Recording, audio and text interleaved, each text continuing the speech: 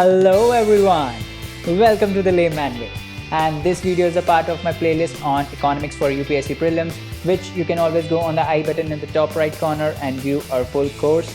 Alright guys, if you are new to the channel, do not forget to smash the like button, subscribe and also turn on the notifications. Do recommend the video to your friends, and if you are following this course, do not forget to leave a comment down below so that we can motivate one another, and let's get started. So guys let's move ahead with the lecture today. और आज हम central bank को पढ़ेंगे कि central bank क्या है, RBI क्या है, कैसे काम होता है ना, क्या क्या फंक्शंस हैं सेंट्रल बैंक्स के। ठीक है, तो चलिए जल्दी पढ़ते हैं आगे और स्टार्ट करते हैं कि सेंट्रल बैंक्स के फंक्शन से स्टार्ट करते हैं कि सबसे पहले तो सेंट्रल बैंक होता क्या है ना। What is a central bank? क्या आईसीआईसीआई बैंक सेंट्रल बैंक है? नहीं। आईसीआईसीआई बैंक क्यों सेंट्रल बैंक नहीं है? तो देखो सेंट्रल बैंक क्या होता है, जैसे कि नाम सजेस्ट कर रहा है, सेंट्रल बैंक एक इकोनॉमी का एक ऐसा पर्टिकुलर एक सुपरवाइजर बैंक होता है जिसके अंडर सारे बैंक्स काम करते हैं। ठीक है, तो जैसे हमारी कंट्री में वो कौन है, वो है आरबीआई। तो आरबीआई ही जो है वो सारी बैंकिंग सिस्टम्स की गाइडलाइंस इशू करता है ना। सारे रेगुलेशंस इन्फोर्स करता है कि क्या क्या कैसे कैसे कितना आपको डिपॉजिट रखना है, कितना सीआरआर रखना है। अभी हम पढ़ेंगे आगे सीआरआर क्या होता है, कितना आपको रिजर्व कैश रखना है, कितना आप लेंड कर सकते हो, कौन कौन से सेक्टर में आप लेंड कर सकते हो, कितना परसेंटेज के सेक्टर में लेंड कर सकते हो। तो ये सब कौन डिसाइड करता है? ये सब आरबीआई डिसाइड करता है, सेंट्रल बैंक डिसाइड करता है। तो बेसिकली मनी का जो सर्कुलेशन है, ठीक है, इकोनॉमी में वो और इन्फ्लेशन कंट्रोल करना डेफिनेटली अपनी मॉनेटरी पॉलिसी के थ्रू। तो ये सब फंक्शंस हैं किसके? सेंट्रल बैंक के।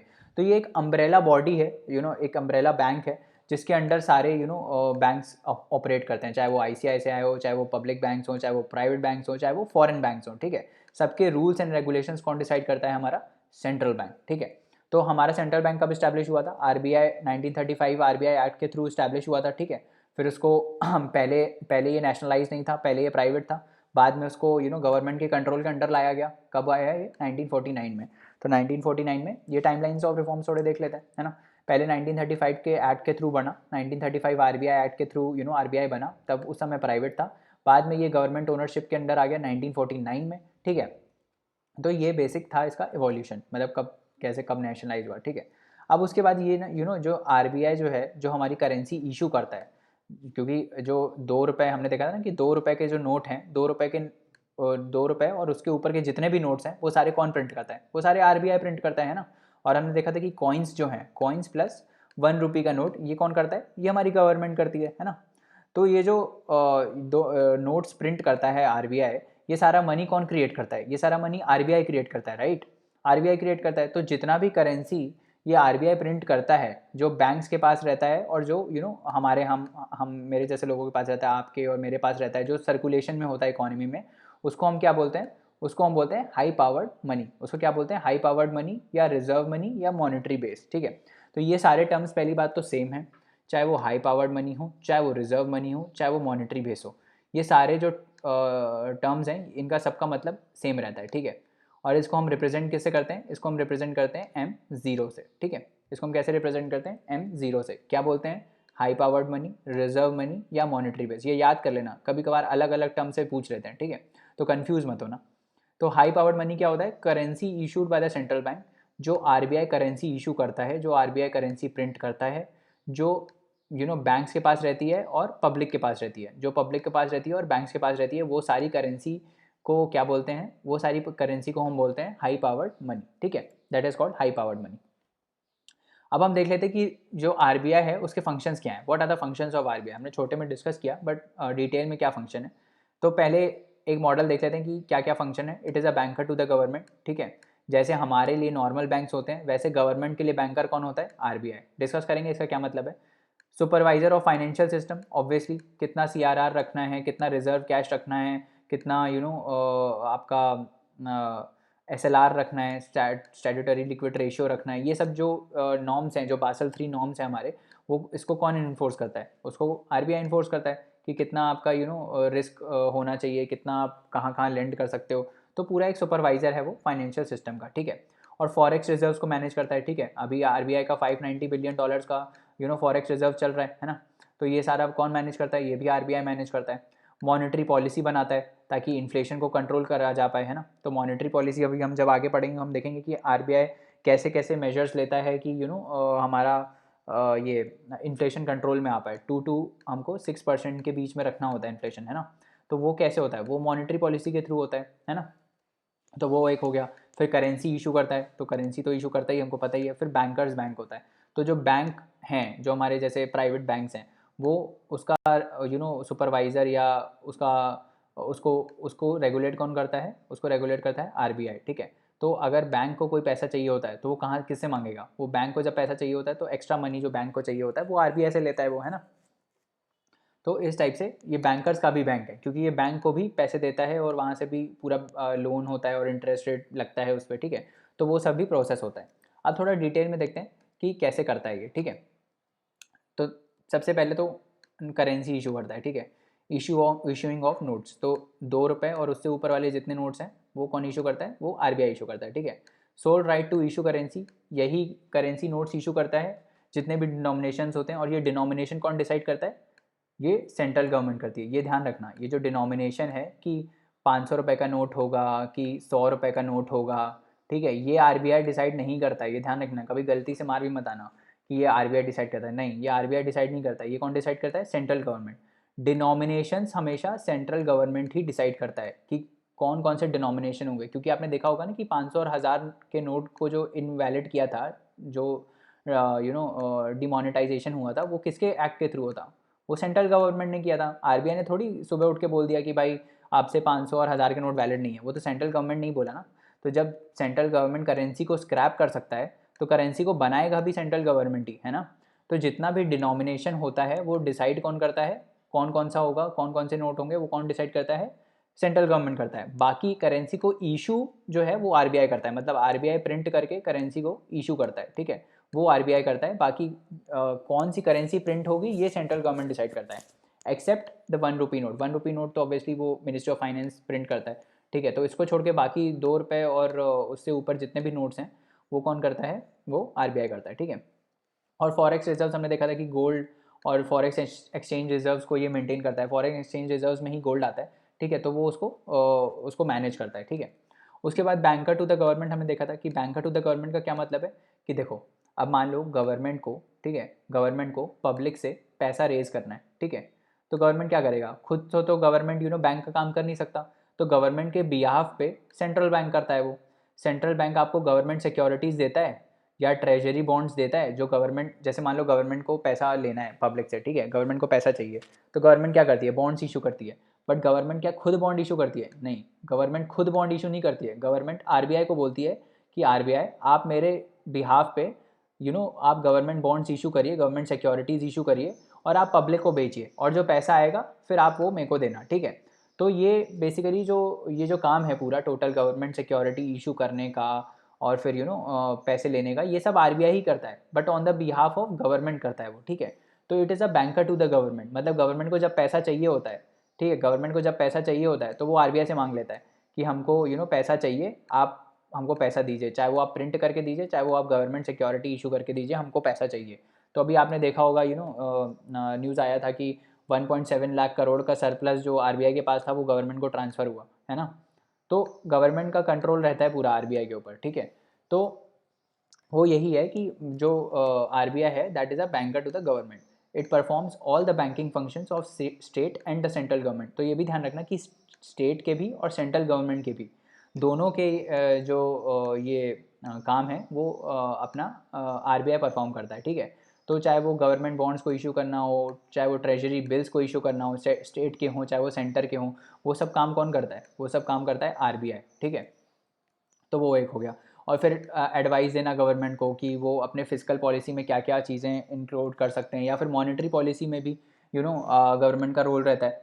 तो सिर्फ आरबीआई के लोग तो रहते नहीं है मॉनेटरी पॉलिसी में, गवर्नमेंट के भी रहते हैं, स्टेट के भी रहते हैं, सेंटर के भी रहते हैं, है ना। हम आगे पढ़ेंगे कि ये मॉनेटरी पॉलिसी का कंपोजिशन कैसे होता है, तो वहाँ हम लोग देखेंगे कि मॉनेटरी पॉलिसी की जो कमेटी होती है उसमें आरबीआई के भी लोग होते हैं, आरबीआई के भी डायरेक्टर्स और गवर्नर होते हैं, और साथ में सेंटर और स्टेट के भी मिनिस्टर्स होते हैं, ठीक है। तो वो भी इन्फ्लुएंस करते हैं डिसीजन, ठीक है। तो बेसिकली पब्लिक डेट जो है गवर्नमेंट को जब पैसा रेज करना होता है, जब लोन लेना होता है पब्लिक से, तो वो पूरा काम जो है वो अपना आरबीआई मैनेज करता है। तो that is why it is called the banker to the government, ठीक है। तो आप देख रहे हो कैसे मोदी जी और अपने शक्तिकांता दास भाई भाई टाइप हैं, है ना। तो अब उसके बाद क्या है, ये बैंकर्स बैंक हमने बात किया था कि ये बैंकर्स बैंक भी है। तो RBI lends money to all the commercial banks of the country, है ना। तो जितने भी बैंक हैं उनको ऑपरेट करने के लिए कैपिटल चाहिए, तो वो कैपिटल कहाँ से आता है, जो एक्स्ट्रा लोन होता है वो कहाँ से आता है, वो उनको कौन देता है, आरबीआई देता है ना। आरबीआई बोलता है आप हमसे ये लीजिए लोन और आप हमको रेपो रेट पे उसका इंटरेस्ट दीजिएगा, है ना। तो ये एज अ बैंकर्स का बैंक भी एक्ट करता है, करेक्ट। और फिर ये क्रेडिट कंट्रोल करता है, मतलब क्रेडिट मतलब कि लोन कितना जा रहा है मार्केट में उसको कंट्रोल करता है थ्रू मॉनेटरी पॉलिसी। अभी हम आगे पढ़ेंगे ये मॉनेटरी पॉलिसी, बस ये आप ये याद रखो कि अभी जो क्रेडिट है, क्रेडिट का कंट्रोल आरबीआई करता है।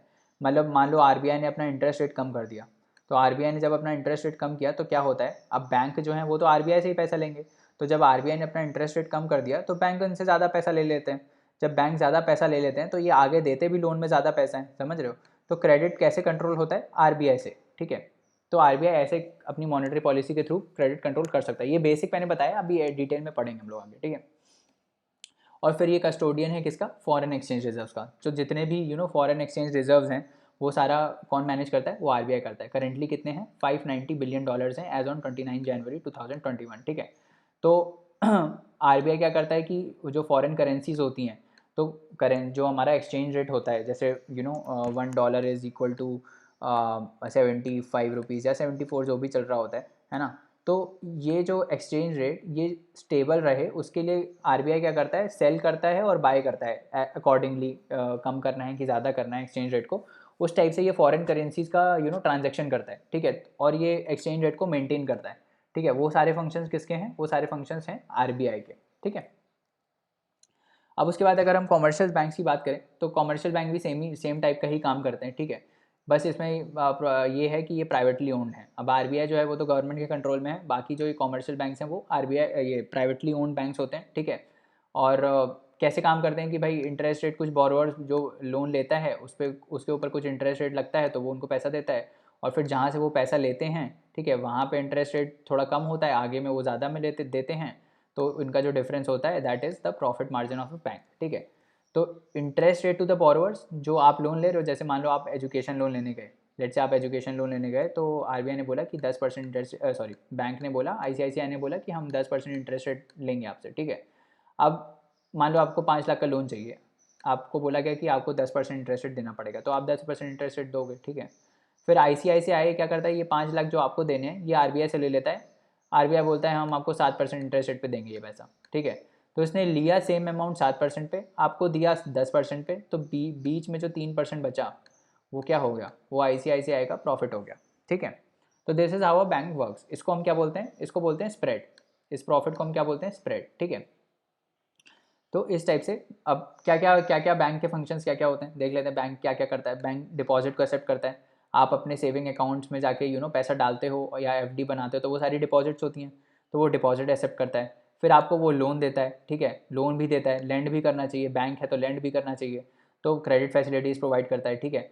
फिर आपको विड्रॉल फैसिलिटीज़ भी प्रोवाइड करता है कि भाई आपको जब पैसा विड्रॉ करना हो तो आप वो कर पाओ, ठीक है, वो पेमेंट वो फैसिलिटी बैंक देता है। फिर क्रेडिट क्रिएशन करता है, ठीक है, लोन दे के क्रेडिट को बढ़ाता है मार्केट में, तो ये एक फंक्शन है। उसके बाद इंटर बैंकिंग ट्रांजेक्शन्स होते हैं, किसी बैंक को अगर दूसरे बैंक से पैसा लेना होता है तो वो भी बैंक देता है, ठीक है, कि भाई आप हमसे ले लो, इतने रेट पे ले लो, तो इंटर बैंक भी ट्रांजेक्शन्स होते हैं, ठीक है।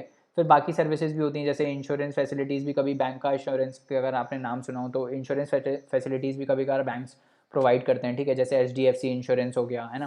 तो ये सब इंश्योरेंस बाकी भी फैसिलिटीज़ होती हैं, ठीक है।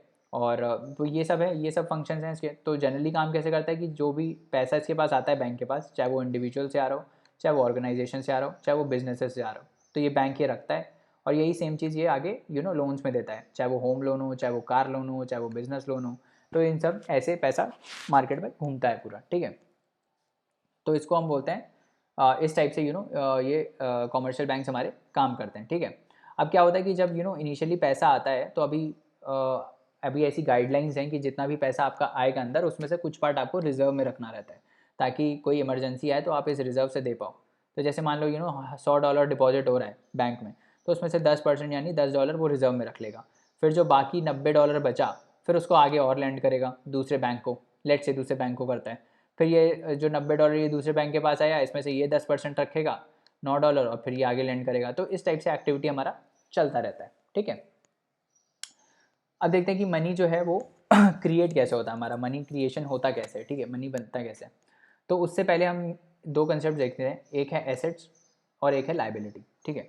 तो सबसे पहले देखते हैं एसेट का मतलब क्या होता है। What is an asset, asset क्या होता है, क्या ये कैश है, क्या ये इक्विपमेंट है, क्या ये मशीनरी है, क्या ये फिजिकल प्लांट है, प्रॉपर्टी या इन्वेंट्री है, या कि ये सारे सबको हम एसेट बोलते हैं, ठीक है।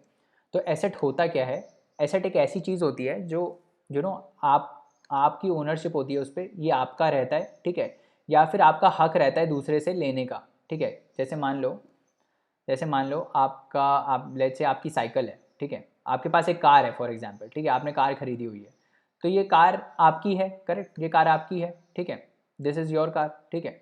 अब मान लो आपने ये अपने दोस्त को दे दी कि भाई तुम ले जाओ, ड्राइव पे ले जाओ इसको, ठीक है। और तो ये अभी भी आपका एसेट है, ठीक है, आपने ऑल्दो अपने फ्रेंड को दे दी है, बट ये अभी भी आपका एसेट है क्योंकि आप ओनरशिप आपके पास है, ठीक है। तो किसी भी चीज़ की जब ओनरशिप आपके पास होती है, ठीक है, या फिर आप किसी दूसरे से उसको क्लेम कर सकते हो, मतलब आपने फ्रेंड को दी, अब आप बोल रहे हो कि भाई ये मेरे को दो, ये मेरा एसेट है, ठीक है, ये दिस इज़ माइन, तो वो चीज़ होती है एसेट, ठीक है, वो चीज़ एसेट होती है। और ये चीज़ आपको, ये मैं सिंपल लैंग्वेज में आपको समझा रहा हूँ, बट वो क्या करती है, वो आपको इनकम जनरेट करने में मदद करे। कोई ऐसी चीज़ जो आपकी हो, जिसकी ओनरशिप आपके ऊपर हो, ठीक है, जो आप ओन करते हो, या फिर आप किसी से क्लेम कर सकते हो, और वो आपको इनकम जनरेट करने में मदद करे, ठीक है, आपको इनकम जनरेट करने में मदद करे, उसको हम बोलते हैं एसेट। जैसे क्या क्या हो सकता है इसका एग्जांपल, जैसे कैश।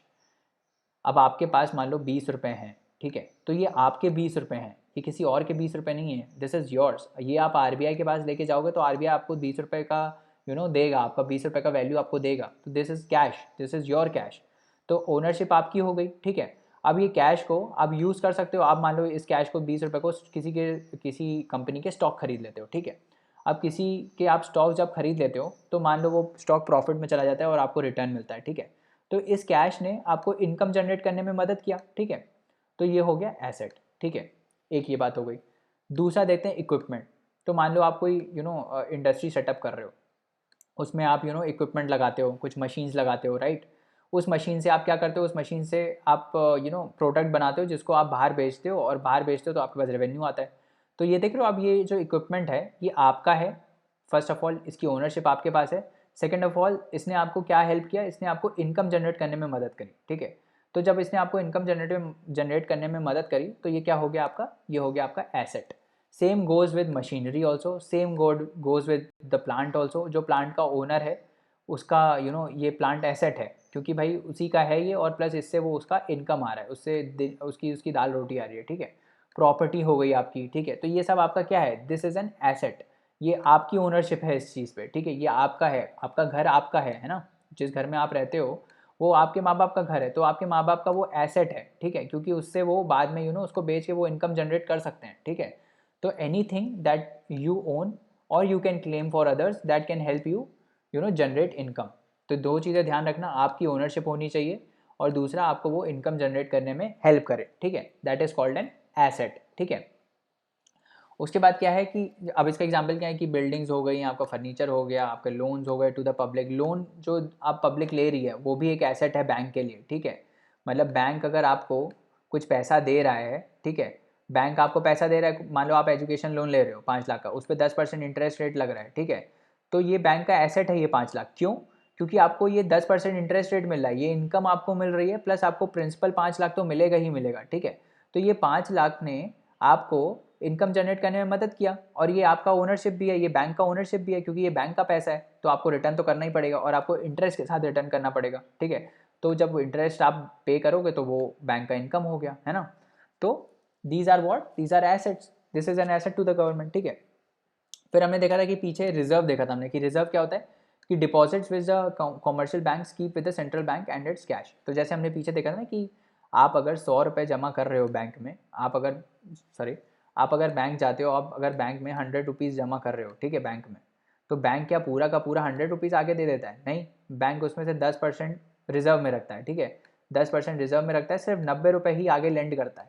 और ये 10 रुपये रिजर्व में रखने का सेंस ये रहता है कि कोई मान लो कोई डिपॉजिट कर रहा है तो कोई लेने भी तो आ रहा होगा ना, कोई विड्रॉ भी करने आ रहा होगा अपना पैसा, तो उसको मीट कैसे करेंगे, उसको मीट इस रिजर्व से ही करते हैं, ठीक है।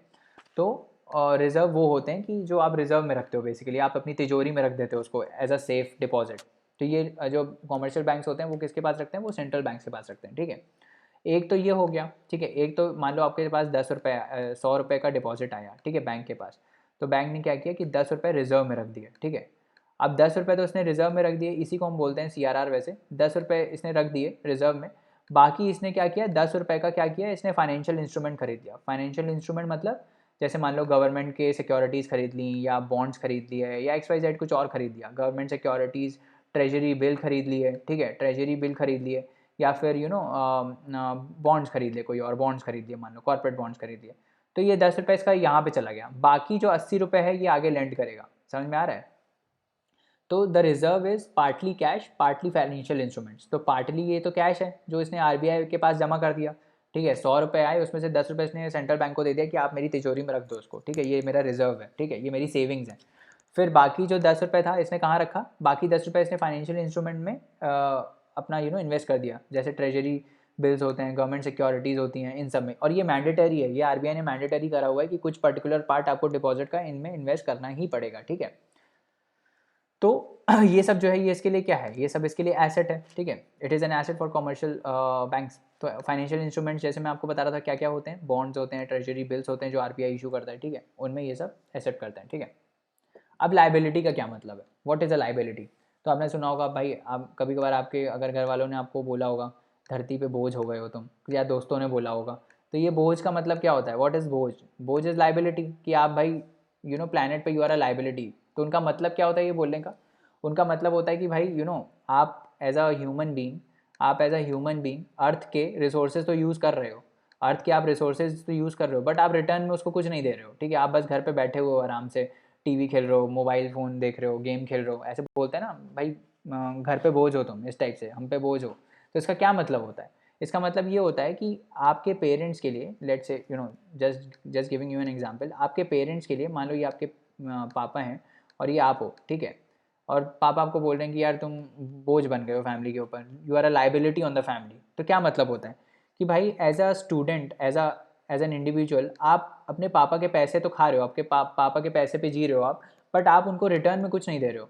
समझ में आ रहा है, आप अपने रिटर्न में कुछ नहीं दे रहे हो। तो आपके पापा के लिए आप एक लाइबिलिटी हो, क्योंकि since he is your father, he has a liability to give you money and assist you in your living. समझ में आ रहा है। तो उनसे उसको कुछ रिटर्न नहीं मिल रहा है वापस, समझ में आ रहा है, ये बस उनका पैसा जा रहा है यहाँ से, इनका पैसा जा रहा है, बट उनको ये करना भी है क्योंकि आप उनके बेटे हो या बेटी हो, XYZ, ठीक है। तो आप एक लाइबिलिटी बन जाते हो, समझ में आ रहा है। बट इन जनरल लाइबिलिटी का क्या मतलब होता है, लाइबिलिटी इज डेट, कोई लोन, या फिर something you owe to others, ठीक है। एग्जाम्पल डिपॉजिट्स, क्या मतलब है, वही मतलब है जो मैंने आपको समझाया, ठीक है। Something that you owe to others, मतलब आपने मान लो बैंक से लोन लिया 5 लाख का, ठीक है, 5 लाख का आपने लोन लिया। तो ये जो 5 लाख हैं ये बैंक का पैसा है ना, this is the money of bank. ये आपका नहीं है, आपको ये रिटर्न करना है, you owe this to the bank, ठीक है। तो ये आपके लिए जो 5 लाख है, this is called a liability. ये आपने जो लोन लिया है ये आपका नहीं है, ये आपको रिटर्न वापस करना है। This is called a liability, this is a liability on you. समझ में आ रहा है, this is a liability on you, तो जो आपको वापस करना है।